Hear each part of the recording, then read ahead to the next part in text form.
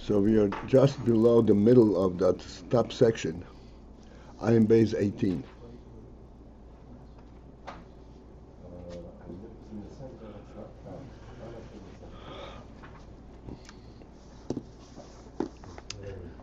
The line begins ve-hagum.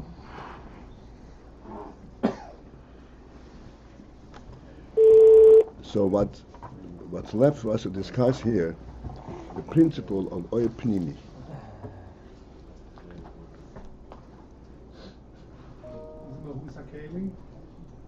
What? We said we were going to understand. We have to discuss mahus. That the pnimi does not become mahus hakeli.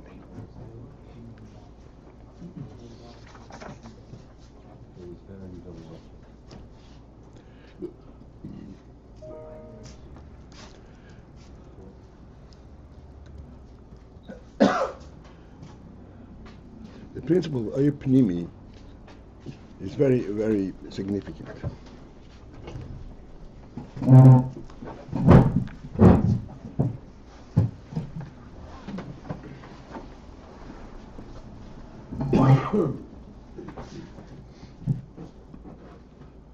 Because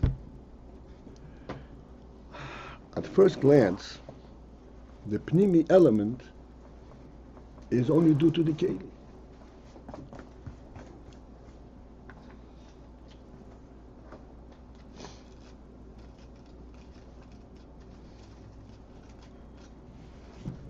For example, chesed. Where is the whole concept of chesed applicable? When in the action of chesed.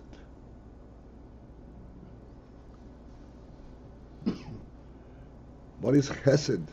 The significance of chesed within the neshama, within the oil itself? Nothing.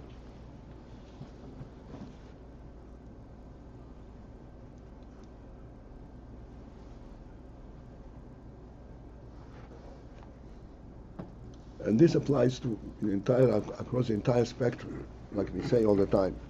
One-on-one, the Gashmias, one-on-one is two. But that is in the Keli completely. One-on-one is two ones. And this is where the whole concept comes from. Because there are multiple things, therefore you can count them. So in other words, the whole concept comes from the fact that there is a Keli. But then we say no. There is an oil in this keli. In other words, the oil can relate to these elements of keli. It's what's called oil pnimi. An oil that can relate and split up into all the details that are contained therein.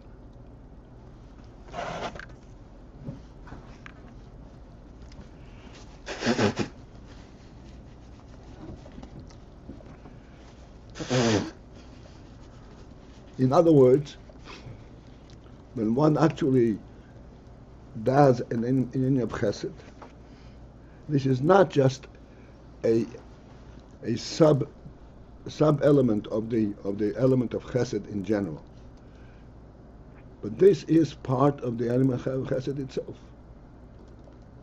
It translates in terms of an act of chesed. The oil itself contains that quality. It's called oil pnimi. It behooves us to focus in and understand where does that come in. What is behind oil pnimi? If this is part of the nefesh, so the nefesh doesn't know that there is actions of chesed.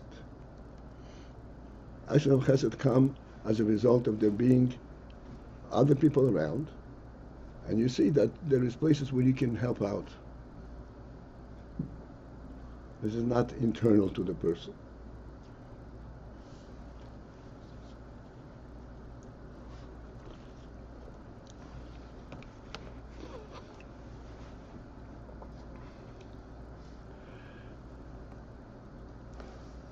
So here is where the principle of mahus comes in. So far we're talking in terms of mitzias. This is where this action can be identified, and this is where it belongs. Mahus is a different concept completely. Like we have illustrated it, and I'd like that we should understand it. It seems almost simplistic, but it's a very good means of relating to the concept. The difference between a cup and a cup of coffee. It sounds like a joke. A cup does not stand for anything. It's not even a keli. It's a keli when you begin to use it. Potentially it's going to be a keli. When you need it, then it becomes a keli. In itself, it's nothing.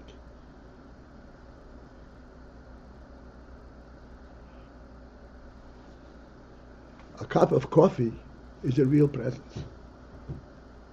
Like we said, when you see a cup on the table, there's a question, what's it doing there? When you see a cup of coffee on the table, you don't have that question. That question doesn't exist. Because it's completely self-explanatory and beyond explanatory. It's self-justifying. Because it does not represent itself, it represents the human being who put it there.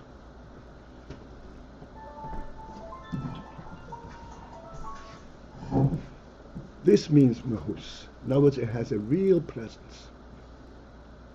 Its presence is not its tangibility. Its presence is its concept, its reality. Let's make mahus.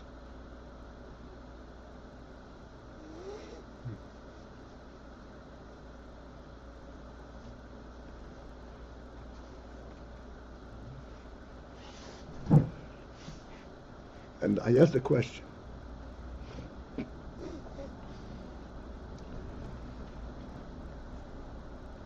in our perception, I'm sure we don't necessarily ever think of it in this way, but I'd like you to think from the perspective as we explained. The world, is it a cup or a cup of coffee?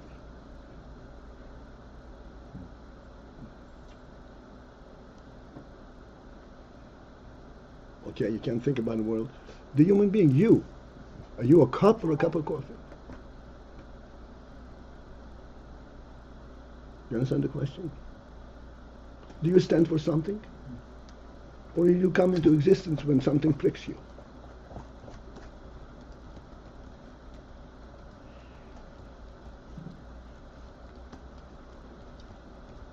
Now, just as in the case of a cup of coffee, think about this.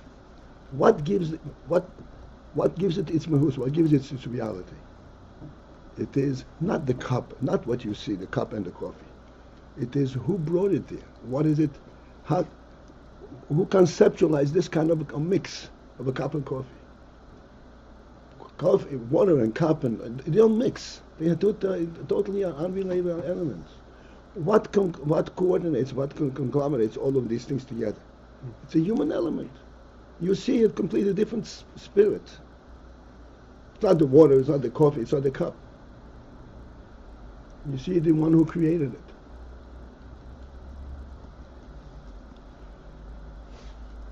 My question about the world, is it a cup of coffee or is it a cup? Do you see the creator in the world or do you see just world?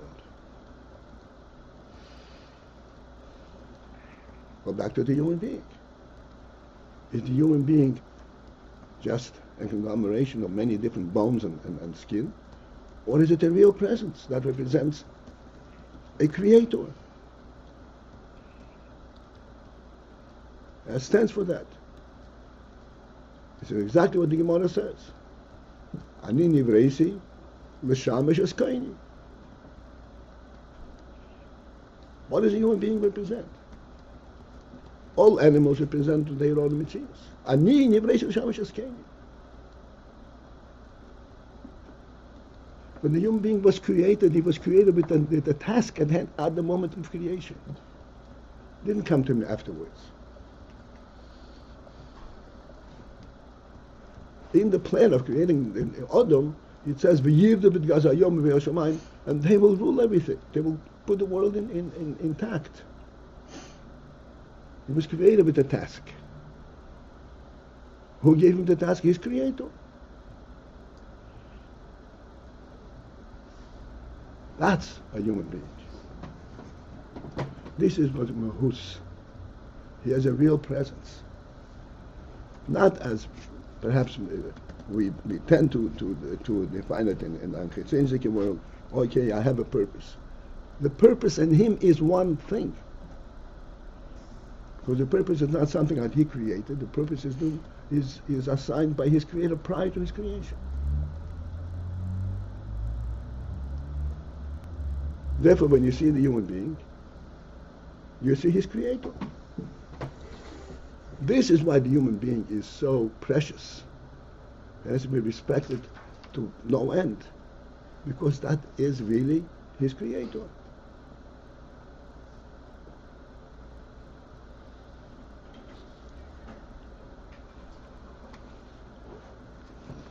If you see a cup of coffee on the table, and you say, hey, this cup of coffee disturbed me. It's taking up my place. I'll spill it out. What have you affected? What are you offended? The coffee or the human being who put it there? Human being.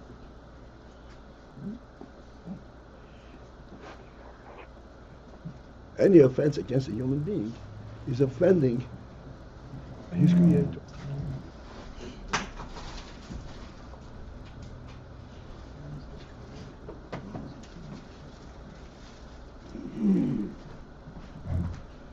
This is the meaning of mahus.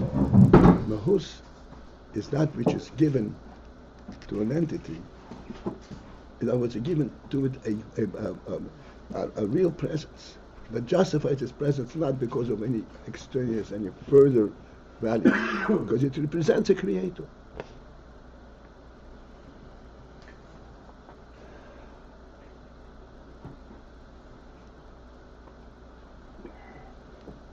This is the meaning of mahus. Mahus means you can't even define what's there, physically speaking. Like we always say, what holds a human being up on 2 feet? Erect. What holds him up? Give me, so to speak, a physical description of what holds him up. The answer is there is none.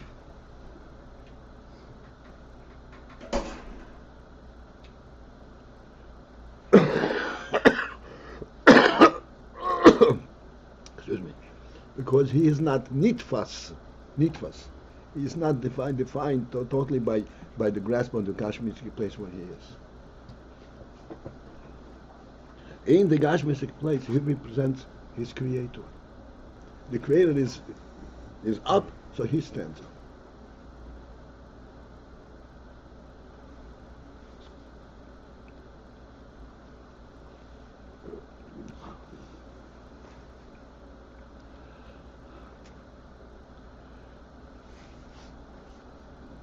The great thing that we are saying right now is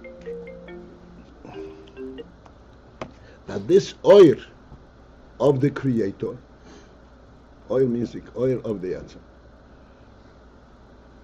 when it can be mislabish and a keli.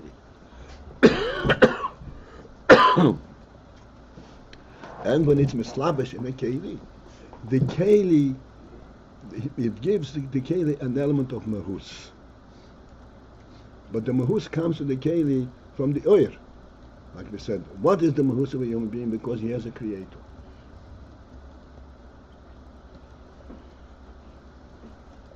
So the keli acquires an element of mahus. The oil is mislabish in the keli and becomes like the keli. It's the coffee.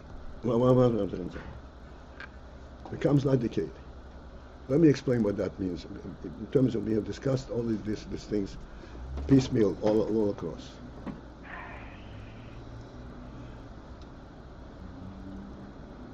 A person, in order to get from point A to point B, he has to walk there. Doesn't get transferred in an instant. The way that concept exists in the nefesh It's just we say them all the time. Mokim sheritzoyne shalodom shomhu. He doesn't have to get there. You heard this? That's why shomhu doesn't have to get there because the nefesh, because it's going to be too long to understand. Nefesh is above time and space. It is where it wants to be. Its reality is where it wants to be. That itself is due to the godly element in the nefesh. He doesn't have to get it. Then the nefesh is mislabish in the goof, and it comes to the goof through the seichel process, to all the koiches. And now, in order to get from pain to B, he has to actually get there, and he can't skip. He has to move every inch through the entire distance. This movement through the entire distance,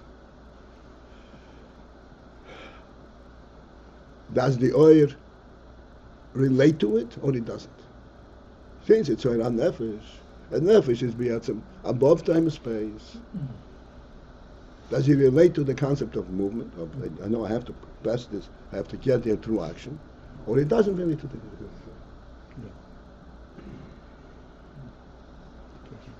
So this we say, no, the koichas and nefesh are mislabish in the cave.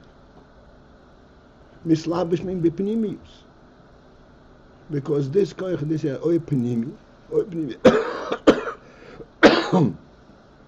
means that it has a purpose to accomplish. Therefore, it's mislabish. When the nefesh is mislabish in the goof, it is slavish means it has to now function and accomplish things on the goof level. Otherwise, it doesn't accomplish anything.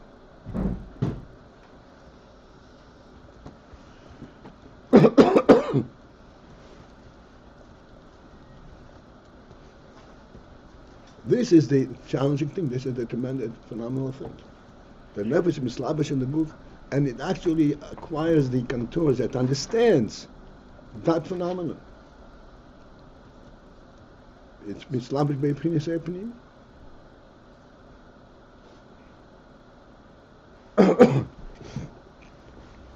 Let's examine this for a moment. Let me see if I have that time.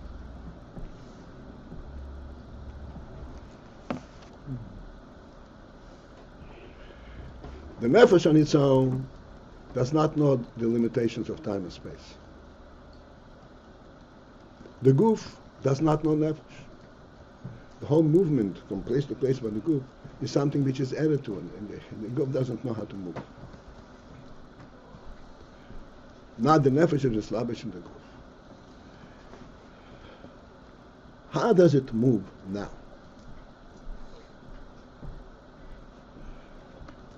When it moves the goof, does it have the sense that I'm moving it because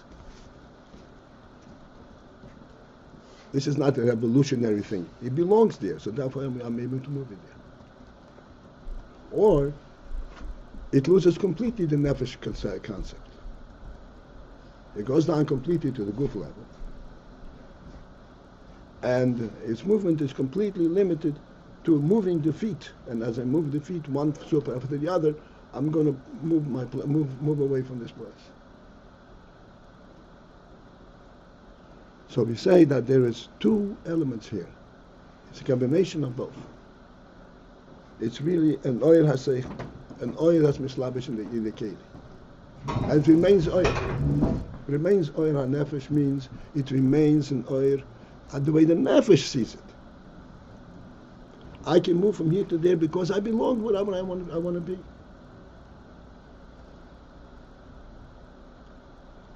While this is true, this element of my being what I want to be, now it has to be accomplished via walking. But as I'm walking with a destination. I'm not just walking acting independently of the destination. It is a destination that carries me. How do you relate to destination? You're not there. That's Mokim Sheratzin Shalom Shomhu. The Hava mean of the Gemara, there really is contact. Ria is. It's Kali. You have a meaning. I can't hear. The have a meaning in the Gemara that either makes it is Kali. Koina. Oh, right.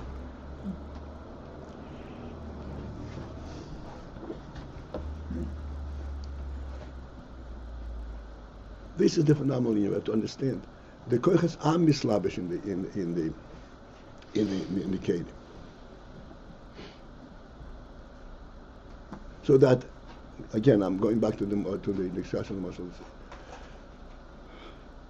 He actually relates to the fact that he is moving from this place actively, but he's not limited to that. He's not robotically moving his legs. There's a nefesh. There is a life element behind it. And he has the perception of Mokim Sheretzina Shalom Shalom, who is still active. That same oil is mislabish in the cave. Because it's an pnimi. What does it mean because it's an pnimi?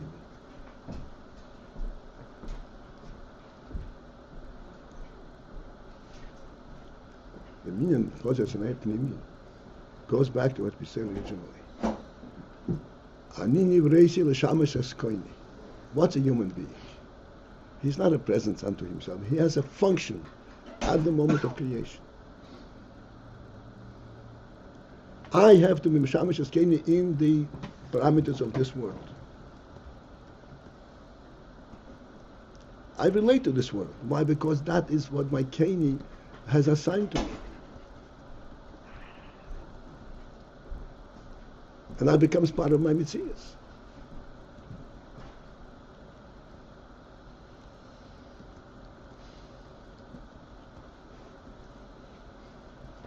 This is why it is possible to have this kind of a combination. In other words, in the real sense of the word, how do the koiches mislabish in the body? How does nefesh or oil mislabish in kelim and all that? This is due to a command from above. It's not from the koiches themselves. It's not from nefesh itself. It is due to the fact that there is. This gives it a mahus. We tell you, mahus means that there's an outside force, an outside reality. Koini is present everywhere. Anini v'reisi l'shamash es koini. The nefesh came down to the goof, l'shamash es koini. And therefore it's mislabish in the body. Because that is the shimush es koini. So that the Ivorim, the Gashmis, would be imbued with life of the nefesh.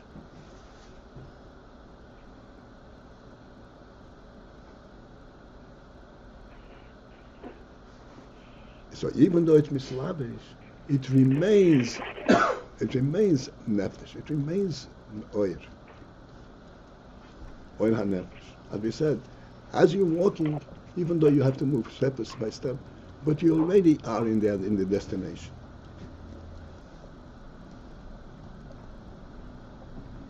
Because that is where the purpose of your walking is. How do you see the purpose here? It's so distant.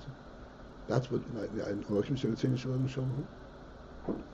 was on the nefesh.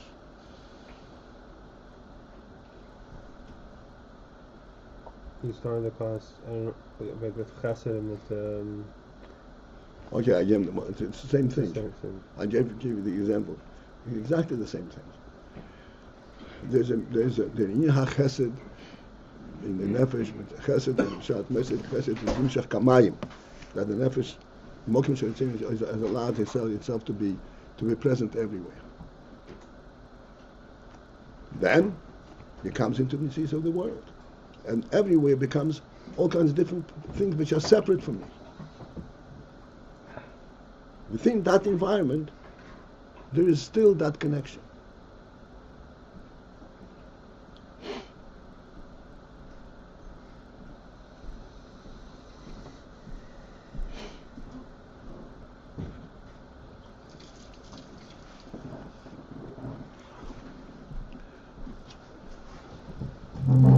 This is the pshat that the oil is mislabish in the keli, but it does not nitwas in the keli to become like mahus hakeli. What would be mahus hakeli? Mahus hakeli means that the keli is here and makes one step at a time. Wherever it is, it is. That's no destination. The keli by itself doesn't have a destination. Doesn't have an overall overview. It's good enough that you can make this step.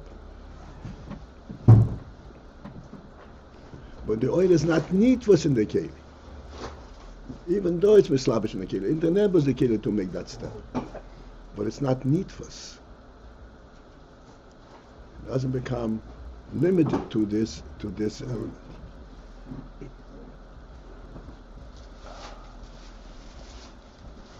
It's changed, but it's not grasped. Yeah, that's what it says. Lein nitwas. Not grasped. This is pshat in these words. The pshat in these words. Ein nitwas. A nitwas means it remains a mahus. It remains a reality.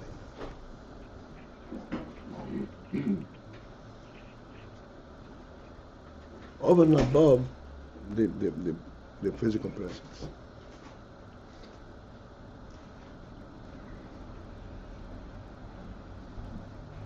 So that we always say, every action, a person takes a step.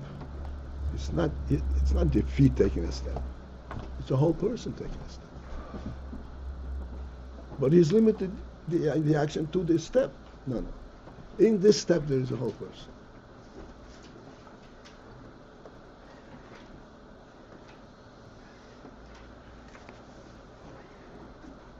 This is it for this morning.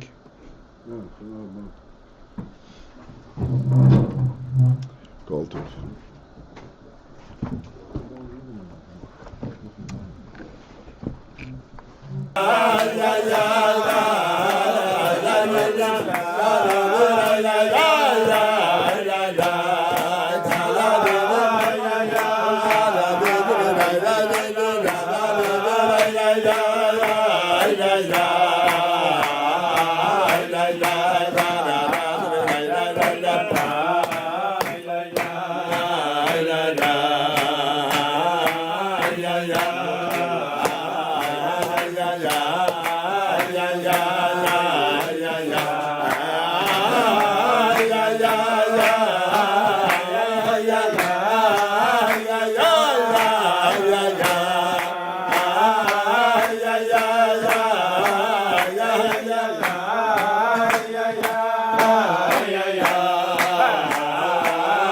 ya